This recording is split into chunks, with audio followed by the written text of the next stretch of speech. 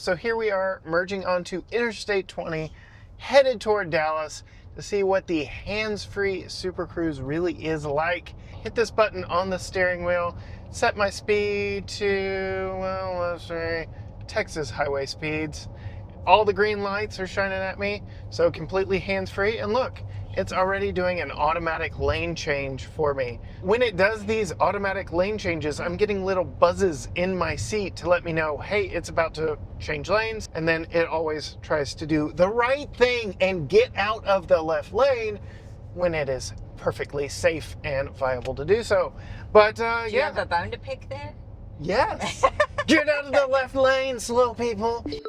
Hey gearheads, and welcome to Garage Talk. I'm Corey and this is the 2025 GMC Acadia Denali, the largest crossover to wear the Denali badge. And in this video, I'm going to examine, should you buy this over the larger Yukon Denali? Should you buy this over its corporate cousin in the Buick Enclave Avenir that we recently tested? Should you buy this against maybe its main rival in the top trim of the Toyota Grand Highlander? All that and more, including a 0 to 60 run. Stay tuned. First things first, I do want to thank GMC for bringing me this very appropriately named color, Downpour Metallic, because that's what it's been doing almost the entire time we've had this one, but for bringing me this new Acadia Denali for a week's worth of testing right at Christmas time. We have really enjoyed this as a family vehicle over Christmas, and if you want to see a family review of this vehicle, be sure and hit that subscribe button, because a video will drop with Holly behind the wheel, Tucker in the back seat. We'll do all the car seat stuff, because this really is a great family vehicle. But before we get too far into it, since we are up front here, let's talk about what motivates this new Acadia. Unlike generations past, there are no 6-cylinder options anywhere in the Acadia lineup. There is one sole powertrain, and it is this turbocharged 4-cylinder. Yes, a turbo 4-cylinder, and in our model, it is putting power down to all 4 wheels. We have over 300 horsepower, over 300 pound-feet of torque being supplied in this, and we'll talk a little bit more about how that translates to overall drivability. But I can tell you now, as we're out here looking at it, the sound both outside and in is a little non-befitting of something with the Denali badge on it. Yeah, this engine's sound is probably its biggest shortcoming, but again, we'll talk more about how it handles when I'm actually driving it. Aside from the sound of the engine, I do appreciate how we get premium gas struts to hold the hood up, something that Toyota has kind of been shying away from in a lot of their products. Closing the hood, well, it's a Denali. We get a big chrome blingy Denali grille in this. This has been an evolutionary design in how they do all the facets within the grille. I'd say this right here, this is perhaps the best angle on this Acadia Denali, and I think it one-ups its cousin over from Buick in the looks department up front, at least. You can see we have sequential turn signals, but if I had them on the hazard lights, they just flash on and off. But we have all LED lights up here, LED fog lights, LED running lights, turn signals, headlights, LED, all the things up front. It is a very cleaned up, very handsome look, and I really do appreciate the style of the front of the Acadia. I think it is its most attractive, most handsome angle. As we pull around to the side, you can see we've got the premium package that includes 22-inch wheels wrapped in Continental CrossContact tires. We'll go ahead and come in close to them because they are a machine-faced look to them. They are a very nice design. It really gives some style and presence to the overall vehicle, and since they are 22s, they really do help emphasize the overall size of the Acadia. which did shrink for its second generation, but did grow again for its third generation. This is a very large vehicle, very close to the size of a larger Yukon. The Yukon, of course, being body on frame, rides more like a truck. This being a crossover, rides more like a car, though we will talk more about that as we get into it and behind the wheel. As we come to the side profile of this, this is where I'd say GMC went a little too conservative. It's just okay. It's a little vanilla here on the side for me. I think the side profile of the Buick definitely looked better, a little more stylized than this. I could very much see people getting this side profile confused with a Toyota Grand Highlander. There's just not a lot going on here. I'm not saying it's a bad thing. I'm just saying there's not a lot going on here. It's a little vanilla, we'll say. As we come around to the side and the back of the vehicle, you can see there is a little more styling going on back here. We've got the black panel going in between the taillights. We've got Denali featured prominently on the rear hatch, where typically the brand designation goes. So GMC is really leaning into Denali very heavily. They said when they pulled the wraps off of this for the 2024 model year at the Detroit Auto Show, that something like 75% of GMC vehicles that roll off showroom floors wear either an AT4 Premium Off-Road badge or a Denali Premium Luxury badge. So Denali really has become a sub-brand for them, made even more obvious by the reversal of the brand and trim designations on this one. Denali really is the prominent feature on the rear of this one. And you can see we get Acadia all-wheel drive and GMC down low, right above the quad exit exhaust tips. So I really do like that from a style standpoint. Really gives a little more emphasis back here. We do have all LED lights, and I do have the proximity key in my pocket. As we approach the vehicle, you can see we have welcome lighting front and rear. That is fun to watch. And then if you get close enough to it, it beeps at you a few times, and then the hatch opens. No need to dance, kick, or gyrate under the bumper to try and figure out where that kick to open is. This is a feature that we've seen for a few years now on Hyundai, Kia, Genesis products, but I would say the General Motors version works very fast. I've accidentally triggered this rear hatch more times than I care to admit, just by walking around the rear of the vehicle. I'm sure it is something you would get used to owning the vehicle, knowing how quickly you have to move away once you hear it beep for that first time, rather quickly, and opens up nice and wide. But when it is open, look at all the cargo space that we have. In fact, my backpack is hidden in the vehicle right now, in the back of the vehicle, and you may know already where I'm talking about, and that is under the false load floor. I really do like how the hinges help hold that up. And then we have enough space down here for possibly a couple small roller bags, definitely a couple of backpacks, some cargo that you just don't want seen in normal situations, or maybe you just didn't have room for anywhere else. This is very much like a minivan, having this deep well of storage back here under the cargo floor. And as you can see from that diagram, yes, the spare tire is underneath that. So in the event that you are on vacation with a lot of stuff, yes, unfortunately, like most crossovers, all of that is going to have to come out when you unscrew all of these to get to that spare tire underneath. But the overall cargo space back here is on par with something like a Toyota Grand Highlander. It really does have a lot of space, even behind these third row of seats in their upright position. If you need more, you can fold the seats down. They are power folding seats, but I'm going to go ahead and show you here exactly why there are just a few head scratchers for me on this vehicle. The biggest head scratcher is why the second row of seats are allowed to go far enough back that the third row of seats do not fold down. You can see I do already have that second row seat folded. It does have a power release right here to power release those, but even still, if the seats are in their furthest back situations like this side is over here, you cannot fully fold the seats down. So that will mean, yes, a trip around the vehicle to move the second row of seats forward. But when you do, my goodness, the cargo space in here, it is actually quite cavernous. I am very impressed with just how much space GMC was able to get in the back of this Acadia.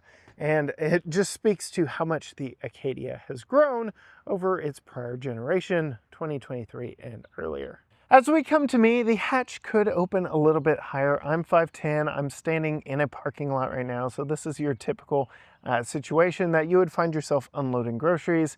And you can see not a whole lot of space. It is programmable, but this is as high as it goes. We do have a power button right here that we can press and allow it to close on its own.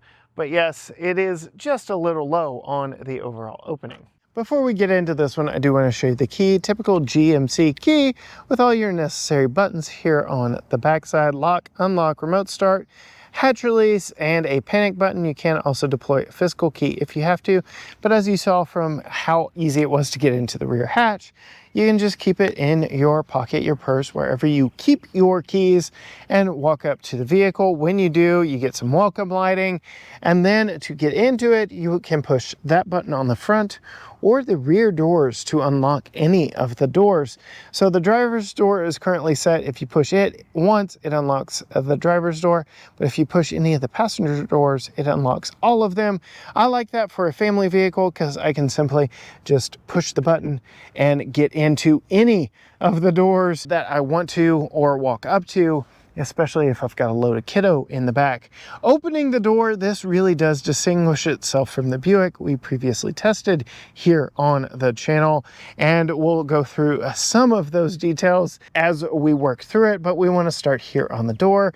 Very dark atmosphere, aka chocolate accents very nicely against the cream here. I really like the stitching work that we get throughout. We get a nice padded armrest here with some faux stitching here into, I guess that is real here on the front doors, but you'll see that more on the back doors. We'll talk about it when we get back there. There is your rear hatch button, all your window and mirror controls right here. Only auto up down for the driver's window. Very interesting on that one. Two-person memory seats with exit mode. Coming to the seat controls, you can see we do have four-way lumbar, but no massage. The Buick version offered a massage, even if it was ever so slight. Coming to the seats themselves, we get a repeat of that stitching pattern. You can see these are perforated, they are heated, they are ventilated, and yes, we've got a lot of nice stitching accents on this. And again, with that contrast, with that very dark atmosphere, as I call it, leather here, it really is kind of a cocoa and cream interior to me. We get Denali there on the headrest. Very nice accenting, though I will say I joked about this being appropriately named Downpour Metallic. You can see we've had inclement weather for a majority of the time we've had this.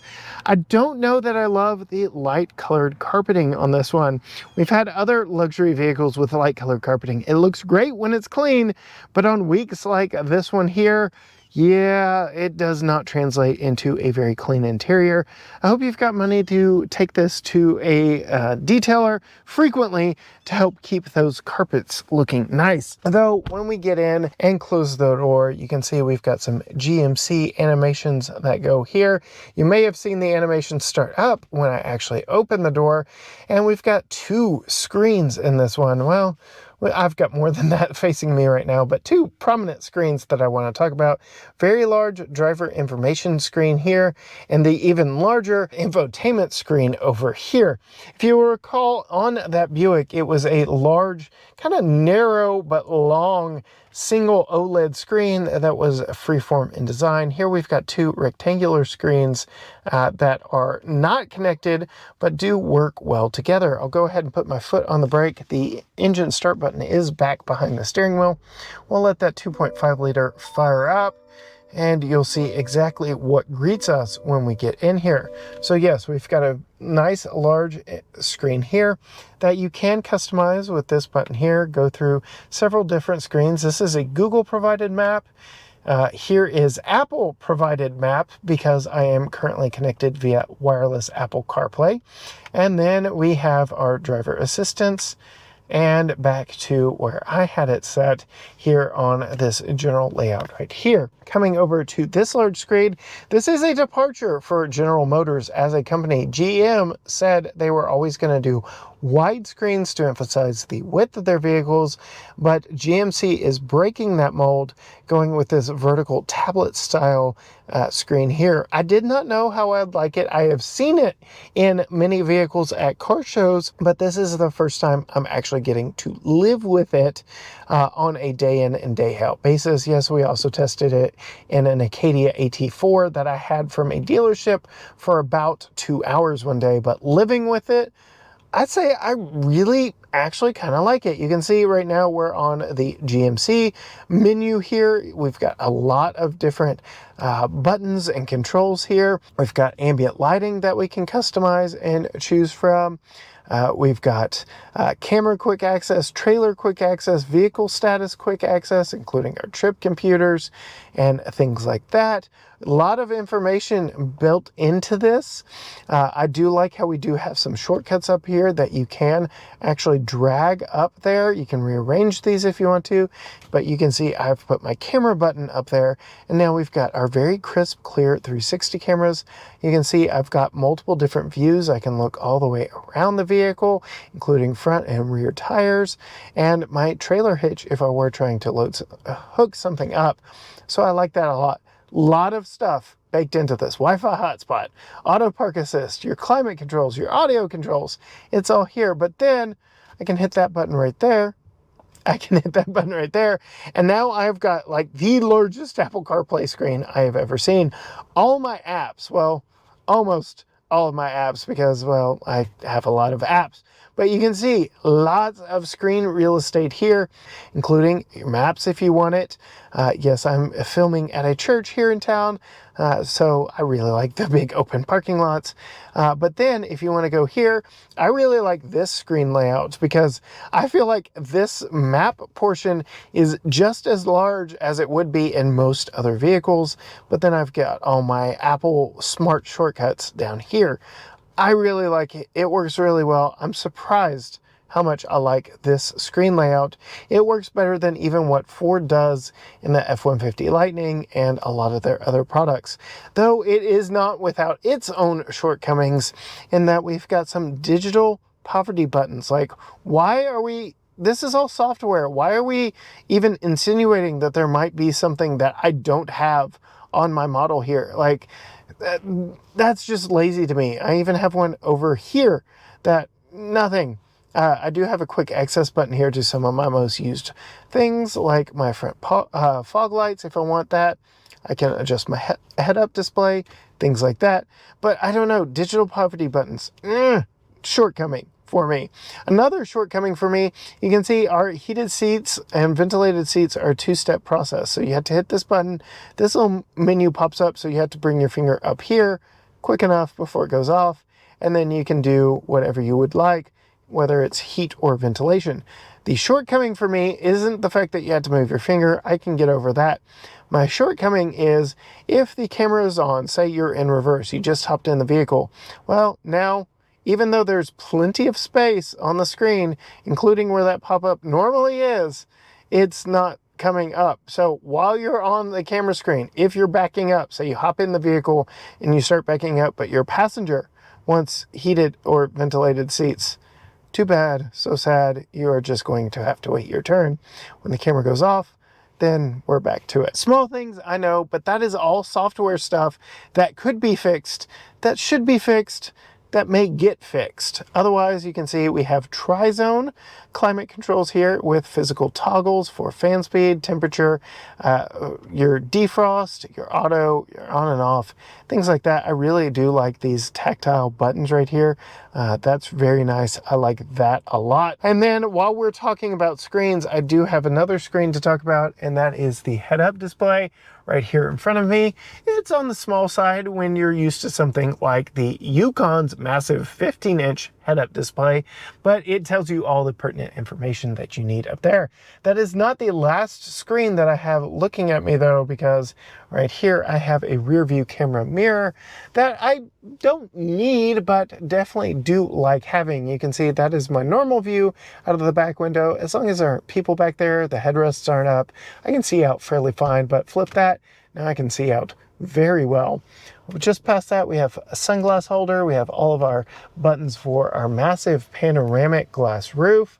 And when I say massive, I mean massive. The shade is a little slow, but it lets in a lot of light when, you know, it keeps going and going and going. And that paired with this light colored interior, it really does feel light and airy in here and makes all those chocolate brown accents really nice and upscale and feel very premium here in this one. One more thing I want to talk about, you might see these lights right here shining back at me. I've actually got cameras here and here looking back at me for GMC's Super Cruise. All right, gearheads, I couldn't have a vehicle with Super Cruise without testing Super Cruise. So here we are merging onto Interstate 20, headed toward Dallas to see what the hands-free Super Cruise really is like in this 2025 GMC Acadia Denali. We'll go ahead, merge into traffic. I've got my whole family with me, showing you exactly what this vehicle is capable of handling passenger-wise. But go ahead, hit this button on the steering wheel, set my speed to, well, let's say Texas highway speeds. All the green lights are shining at me, so completely hands-free. And look, it's already doing an automatic lane change for me. So that is excellent. Why didn't he do it for me? I don't know. Holly did test this earlier today in our family review, so if you want to see that, hit the subscribe button. But it's working for me right out the gate. Of course it is. This is why I don't like technology.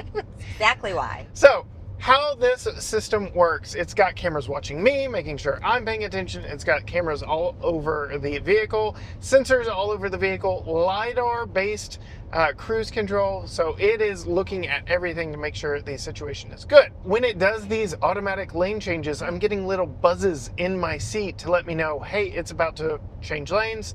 It puts the blinker on. If I don't want to do an automatic lane change, which will probably happen as we get like into Dallas, into heavy traffic, it'll give me that buzz, put the blinker on, but I can put the blinker on in the opposite direction and it says, okay, forget that, and I won't do it. But already I got a buzz. We're gonna get behind this GMC Sierra because we're coming up on slower traffic. When it sees, okay, slower traffic, clear lane, it'll buzz, get over, set you off. And then it always tries to do the right thing and get out of the left lane when it is perfectly safe and viable to do so. But Do you yeah. have a bone to pick there? Yes. Get out of the left lane, slow people. But yeah, that's how it works. Very quick, very simple.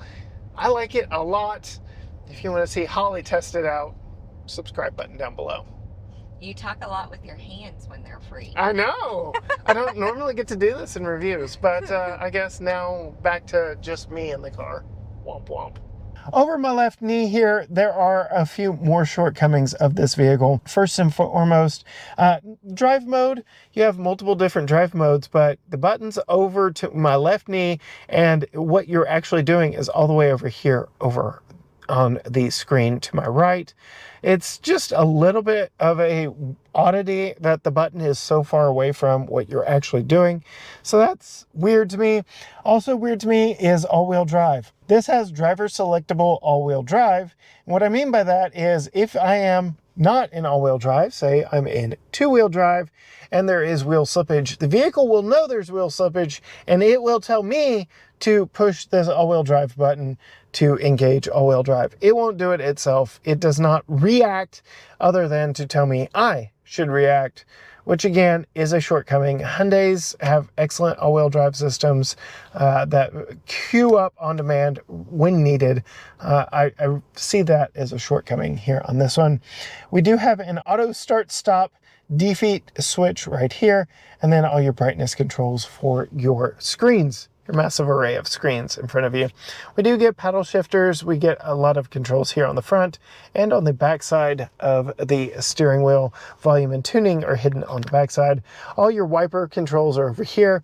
Your drive controls are here, so you pull it down and to you for drive, to you and up for reverse, just straight to you for neutral, and then park is right there. I like it well enough. It does free up a lot of space here in the center console for more of this real faux wood accents. That is a repeat from the doors. That's a repeat from right here on the dash.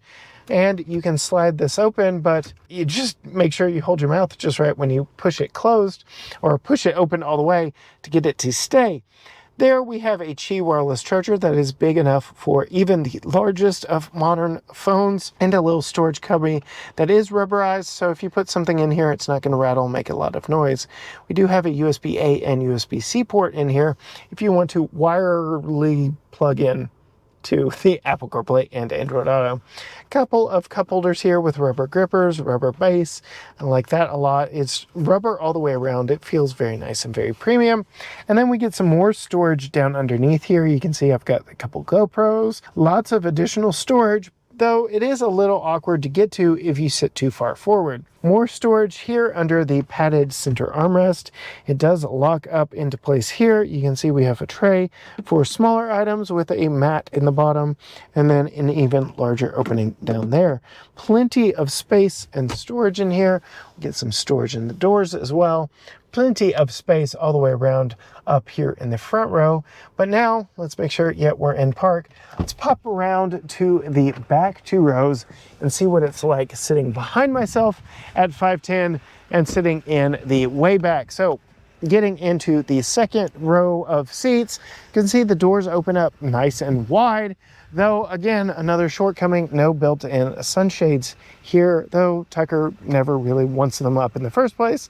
I'd love to see them in a vehicle that is meant for families, but all of the same materials and accents and designs repeat back here on the back door, and even down here on the stitching. Really do like the design, like the premium feel of this. This really does feel more premium than the most premium Toyota Grand Highlander.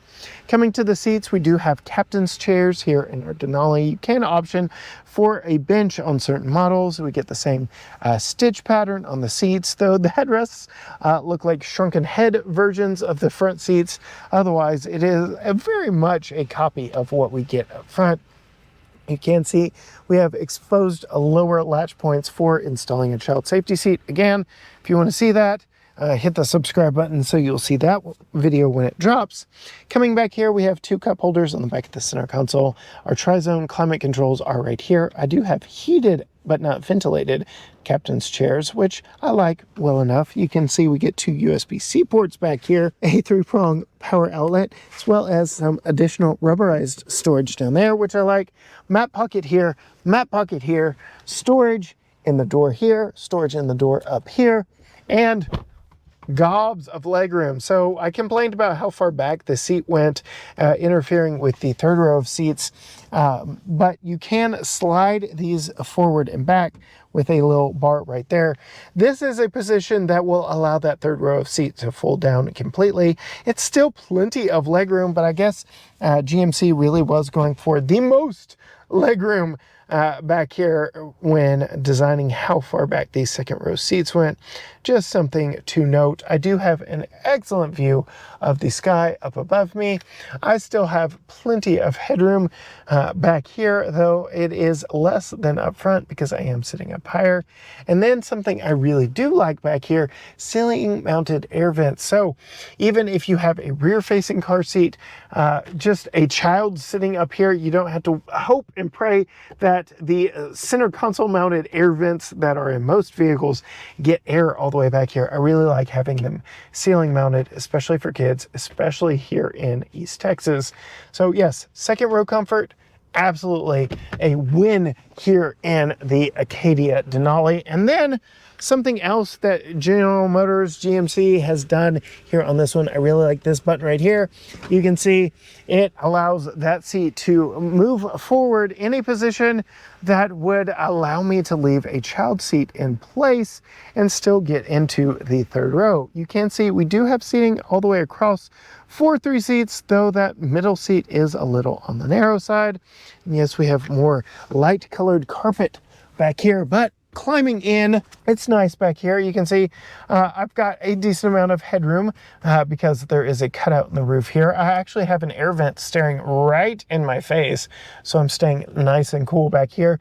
But the amenities and the materials have changed. I've got all hard black plastics back here. I do have USB-C power. I do have a couple cup holders, but not much else going on back here. I still have the same stitch pattern on the seats, but not too much more going on. No fold down armrest, which is not very typical in third rows anyway. And you can see no lower latch points for child seats here in the third row, though we did have top tethers all the way across. You will be using the seatbelt method here. Again, Tucker's child seat and seat is all the way back. So you can see, again, they prioritized second row legroom over third row legroom, but that's not to say that you could not negotiate with second row passengers. Go ahead and pull this back. Let's see if I can get it to go all the way back and into place. You can see, yeah, I can ride back here as is just fine, but just a little more room would be nice. So again, they can move forward and give me a little more space. Top tethers back here, armrest for those passengers, and then I can get out with the push of that button right there. All the same things translate here to give me more space. But that is enough of a tour of this one. What is it like to drive around? And let's talk more about that powertrain and the noise it makes, and if it's any good actually in motion. Before we set off in this one, I do want to thank Racebox, our official acceleration partners, where you can get one of their drag meter lap timer combos for 15% off using our coupon code, and information down in the description below. But let's set off in this one. I do want to say I am in sport mode, and I also am in all-wheel drive. The reason I am doing that is because if you paid for all-wheel drive, you're probably just going to push this button and forget it and leave it in all-wheel drive. The reason I'm in sport mode is because we're about to do an acceleration test and see what this 2.5 liter turbocharged 4-cylinder is really capable of, and if it's really a solid V6 replacement. So firm on the brake, firm on the accelerator, and drop the brake. Off we go. It's a little sluggish, but when that turbo kicks in, you really do start moving. 768 right off the bat here. Again, all-wheel drive, sport mode, brake torquing it a little bit. But we're not here just to talk about acceleration.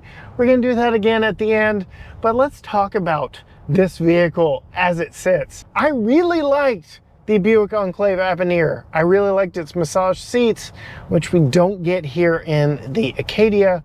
But otherwise, I would say the interior of this Acadia is nicer than the Buick. So if I'm buying a Buick or a GMC and not quite sure which of the two I want, given that they're both sold at the same dealership, and I want to buy it more on where I'm going to be spending my time, I'm buying the GMC Acadia.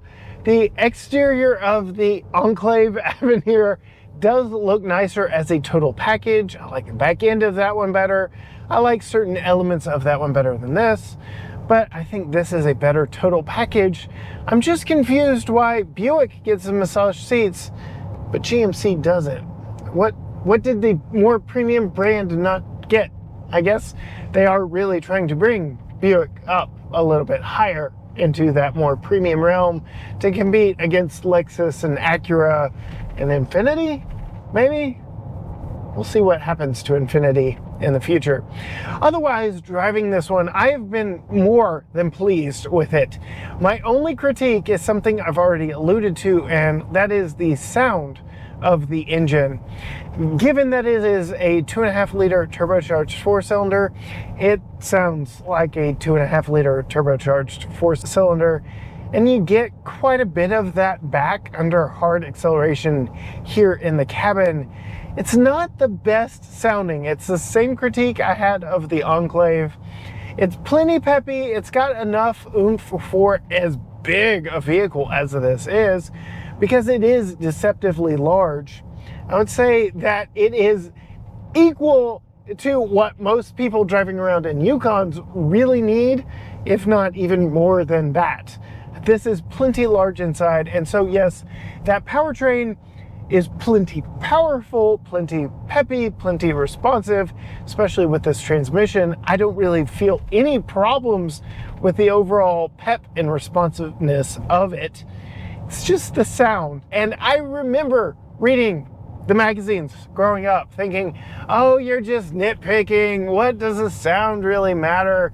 Oh, coarse, harsh. In a premium product such as this, it's the one non-premium aspect of the overall experience driving this Acadia around. Otherwise, I am truly impressed.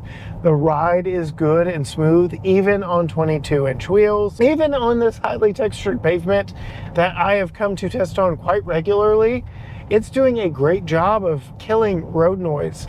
Yes, I still know I'm on the road and I am getting noise, but it is doing a very good job toning that down, and for that I really applaud it.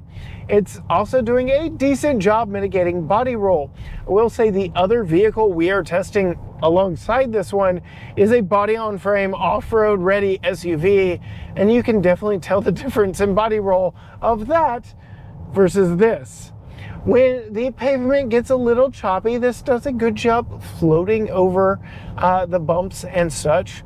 The GMC website lists this as a sport tune suspension, whereas Buick gets a more adaptive suspension, or at least that's what the online descriptions say on the consumer websites. Actually piloting this around some curvy roads and through town, I can say this is the better option for a driver's three-row GMC. The Yukon is nice, but it is big. It's a body on frame, and so you're making some sacrifices there, both in fuel economy and storage space and packaging, and then overall maneuverability. This really is small, light, and maneuverable, and everything from sitting here in the seat reminds me that in a crossover, not a big body on frame truck, so to speak. The steering is well weighted and very easy to point in whatever direction I want it to, and also very easy to park in tight parking spots because it is very maneuverable. But again, sport tune suspension, you can kind of point it where you want to. Another thing I really like, the cameras are available at all speeds. Competitors like Toyota, that ain't a possibility. The lawyers step in and say, no, we don't want the cameras on, but you can leave them on at all speeds here. Though again, same complaints remain. I don't think they're making the best use of screen real estate. What does make the best use of screen real estate is if you're listening to music and you want to see every single track on whatever record you are listening to, there we go, whatever album you are listening to, like you have the entire set list right there in front of you. So that is very nice. If you go to the text message screen, long list of people you've been texting with, really do like this screen here.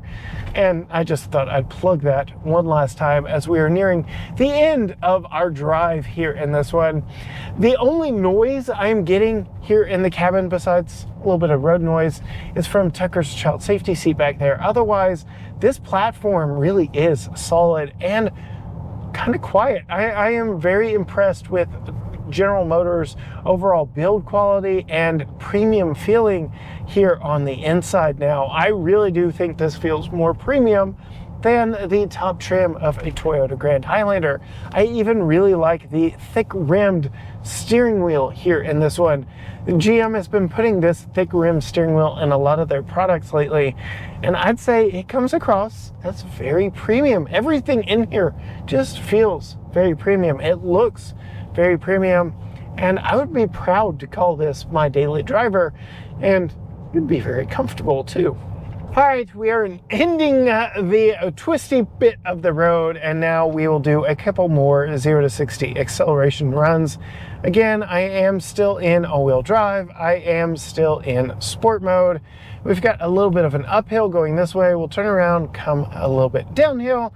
We'll average all three together, but 768 is my current 0 to 60 run in sport mode. We'll bring this to a slow stop. Check everybody around me, no traffic coming, full on the brake, full on the acceleration, and we are off. It is a little slow on the uptake, even in sport mode, and you can hear what I'm talking about when it comes to how coarse that engine sounds. But yes, 818 that time, again, going a little bit uphill. Not very sporty for our sport mode, but here comes a Yukon Denali right there. And we will turn around and do it one more time in the other direction, going slightly downhill. I do anticipate this being the best of our three runs. Full stop, full on the brake, full on the accelerator, and drop the brake. We are off. It's just a little sluggish off the line, which surprises me. Even in sport mode, it just feels a little slow. 806 that time. Very interesting. I do want to check. Well, am I still in sport mode? I was. So yeah, a little bit slower than I was anticipating right off the bat. How this was responding in general day-to-day driving. This feels a little bit more peppy in the school pickup line than it does trying to drag race it or something, which that's not really what this is built for. That's not really why I'm 0 to 60 testing these. I really want to give you a sense of how quick it would be merging on the highway, things like that, and just to give you kind of a level set benchmark for how this performs against other vehicles in its size, weight, and overall competitive class. Well, there you have it. That is the end of my time with this 2025 GMC Acadia Denali all-wheel drive. If you want to see more from us, including our family review of this, where Holly is behind the wheel, Tucker's in his car seat, and we really see what this is like for our family in a normal daily life, hit that subscribe button down below and ring the bell so you are notified when that video drops. Find us on all social media platforms: Facebook, Instagram, X, TikTok, Threads, YouTube, you name it. Everything is at GT Garage Talk, or you can go to gtgaragetalk.com. But as for me, now behind the wheel of the Acadia Denali, until next time, gearheads, bye.